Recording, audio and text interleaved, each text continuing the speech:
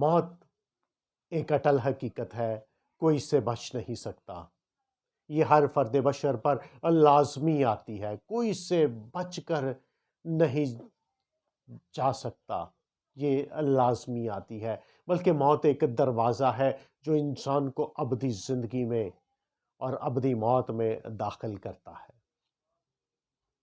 تقریباً آج سے 150 سال پہلے ایک شخص نے صبح کے وقت اخبار دیکھا اور اخبار پڑھ کر وہ نہایت حیران اور غمگین ہوا۔ اسے بہت صدمہ ہوا کیونکہ اس کا نام مر جانے والے لوگوں کے کالم میں لکھا تھا،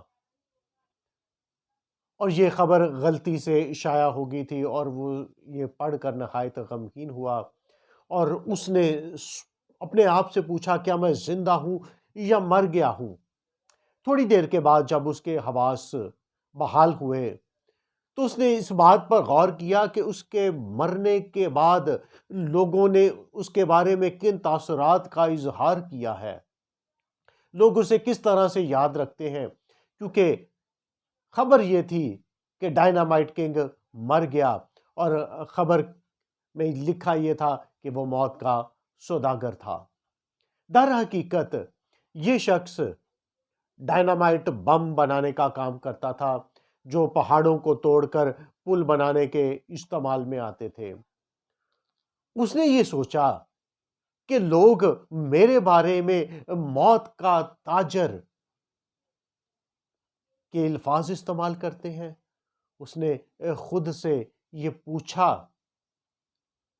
کہ میں نہیں چاہتا کہ میرے مرنے کے بعد لوگ مجھے ان الفاظ میں یاد رکھیں۔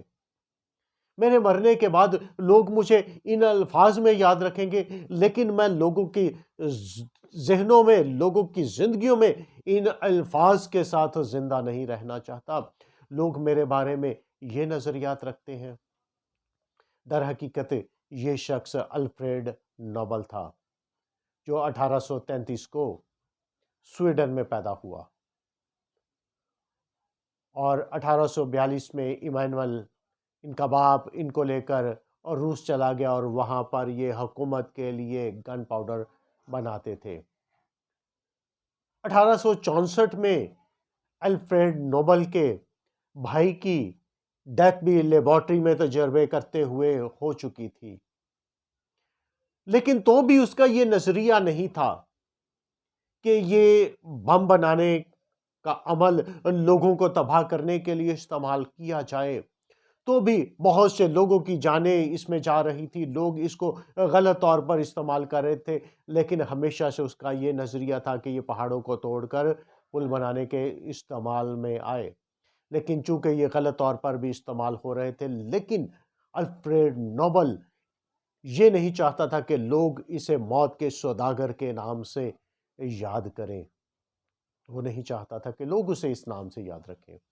اس لیے اس نے فیصلہ کیا کہ میں نہیں چاہتا کہ لوگ مجھے ان الفاظ میں یاد رکھیں۔ اس نے تمام اپنے اس کام کو وائنڈ اپ کر دیا اور اپنی تمام زندگی لوگوں کی فلاح و بہبود کے لیے اور امن کے کام کے لیے وقف کر دی۔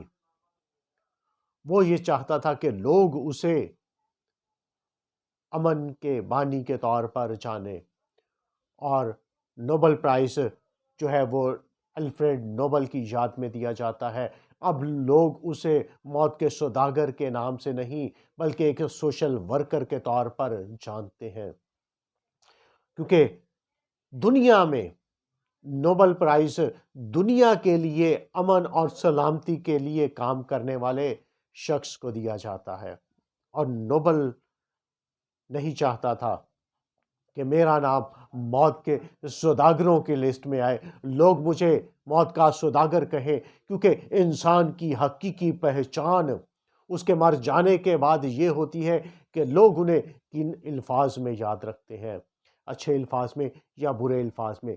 اور الفریڈ نہیں چاہتا تھا کہ لوگ اسے موت کے سوداگر کے نام سے جانیں، اس لیے اس نے اس کام کو ختم کیا اور لوگوں کی ترقی کے لیے، امن کے لیے، فلاح و بہبود کے لیے کام کرنا شروع کیا، اور آج دنیا میں امن کا جہاں پر ایوارڈ دیا جاتا ہے وہاں پر الفریڈ نوبل کا نام آتا ہے۔